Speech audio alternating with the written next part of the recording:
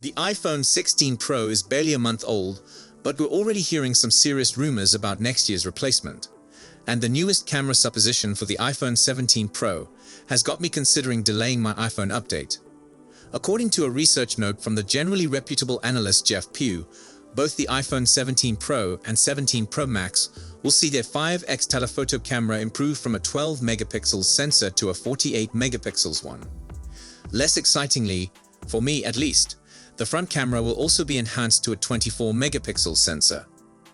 But as a photographer who's close to upgrading to the iPhone 16 Pro, those telephoto predictions for the 17 Pro have given me pause for thinking.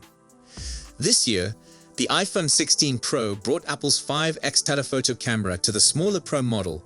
It was previously a Max exclusive, but it is largely identical to last year with an f/2.8 aperture and 12 megapixel sensor. That zoom camera will gain actual maturity, it seems, in the 17 Pro series with the same 48 megapixels, jump that Apple handed to the iPhone Pro's wide-angle camera this year, and that could be worth waiting for. Apple left one of the iPhone 16 Pro's 3 cameras with a 12 megapixels resolution, the telephoto one. The main camera is a 24mm, 48 megapixels affair with a fantastic f/1.78 aperture, while the 13mm ultra-wide was enhanced to 48 megapixels. While the ultra-wide doesn't have the same computational fusion magic as the primary camera, the resolution is nevertheless a pleasant gain for things like macro shots. Sensor size is at least as critical as resolution, if not more so. But a higher resolution 48 megapixel sensor can aid reduced noise through binning. In other words, merging adjacent pixels to make larger ones that are more sensitive to light. Technical developments like those are particularly essential when light is being bounced around an internal tetraprism, like it is on the telephoto lens. If the iPhone 17 Pro's telephoto camera combined a resolution improvement with a larger sensor, its image quality would be much improved. While our iPhone 16 Pro review found its 5x camera to be totally functional, it is still the worst sister of the phone's 3 hardware-based cameras, and one I'd probably only use in emergencies or as a handy pair of digital binoculars. Of course, waiting for Apple to give the iPhone Pro series a perfect photographic system. 3 48 megapixels cameras with enormous sensors and fusion processing is a fool's game. Apple is a master of breadcrumbing these small camera upgrades just enough to keep you on the upgrade cycle. I will most likely still succumb to the pull of an iPhone 16 Pro upgrade, but these rumors imply it's quite tempting to wait one more year. That being said, there's more to write home about with the new iPhone 16 Pro, including an enhanced and souped-up camera array, display, CPU, and battery life compared to preceding generations. Not to mention the unveiling of a new suite of AI-powered capabilities, Apple Intelligence, only rolling out to the top iPhones on the market.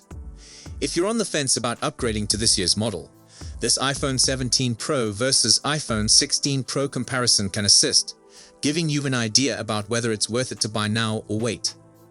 By the finish, you should know enough about how the impending iPhone 17 Pro stacks up to the iPhone 16 Pro to come at an answer. The most promising rumor we've heard regarding the iPhone 17 range so far is the debut of a new phone titled the iPhone 17 Slim. This model is believed to be the thinnest iPhone ever and would have cameras housed in a visor similar to the Pixel 9 series. The iPhone 17 Slim would replace Apple's Plus line as a version for its basic devices, so making the iPhone 16 Plus the last of its kind. This far and ahead, it's hard to pin down the iPhone 17 Pro's price. Rumors that Apple may boost the price on this year's iPhone models never materialized, with the iPhone 16 debuting at $799 and the iPhone 16 Pro Max topping the range at $1,199. For now, we assume the iPhone 17 Pro will come in at the same price as the iPhone 16 Pro, $999, but a lot may happen between now and next September. Based on everything we've heard so far, the iPhone 17 Pro's display is not going to alter significantly from this year's version. If anything, one dividing line between Apple's vanilla and high-end iPhone lines could fall with the regular iPhone 17 and iPhone 17 Slim ready to receive a Pro-style enhancement in the shape of an LTPO display with 120Hz refresh rate. The iPhone 16 and iPhone 16 Plus are still stuck at 60 Hz, a holdover since the iPhone 13 Pro, but 120 Hz promotion screens, which promise smoother performance due to their capacity to refresh the image up to 120 times per second, have generally been reserved for Apple's top-end handsets. That could change with the iPhone 17 series though. With the iPhone 16 series, Apple brought both the action and new camera control buttons to all 4 iPhone models. We expect features to remain on the iPhone 17 Pro Max as well, although Apple could have something new up its sleeve that's yet to announce. Majin Gu, a leaker with a mixed track record when it comes to Apple speculations, says the iPhone 17 Pro could debut in 3 new colorways: teal titanium, green titanium, and dark green titanium. That would be quite the shakeup for Apple, which usually chose muted colors for its Pro range.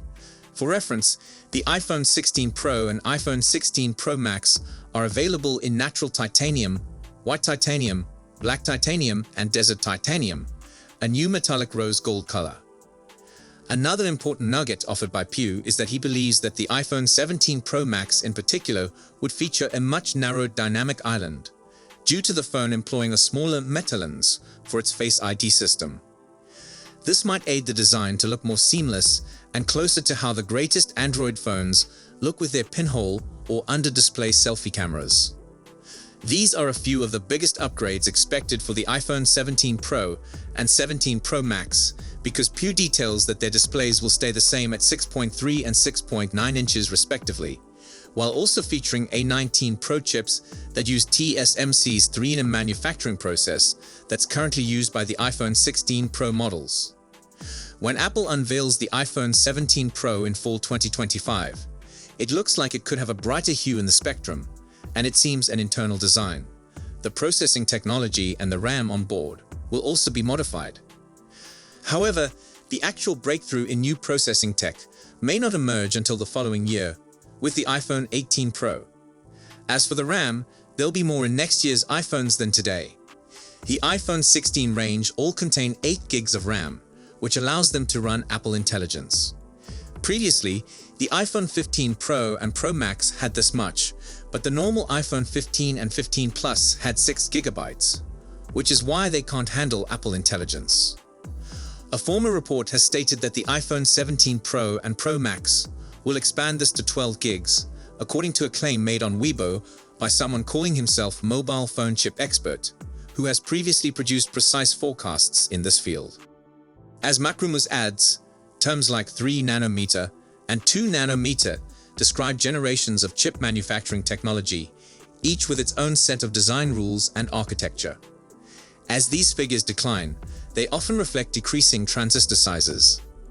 Smaller transistors allow more to be squeezed onto a single chip, frequently resulting in higher processing speed and improved power efficiency. This year's iPhone 16 series is based on an A18 chip design built on a second-generation N3E 3 nanometer process. However, the Weibo report indicates that if you're thinking of acquiring an iPhone 17 Pro to obtain this 2 nanometer CPU, you may be disappointed. Instead, it now looks like the iPhone 18 series, and maybe only the Pro and Pro Max variants at that, will transition to 2nm, with the iPhone 17 Pro employing 3nm chips like the iPhone 16 does. The truth is that Apple is incredibly careful with how it uses its CPUs. For sure, the phone will promise that whatever the processor, that it will be speedy and strong enough to execute what the application demands it to. Look no further than the iPhone 16 range, which all managed to extend battery life over the preceding iPhones through a combination of bigger battery cells, more efficient processors, and properly calibrated software. So, if you enjoyed this video, please don't forget to give it a thumbs up and subscribe to our channel for more exciting tech news and updates. Thanks for watching, and we'll see you in the next one.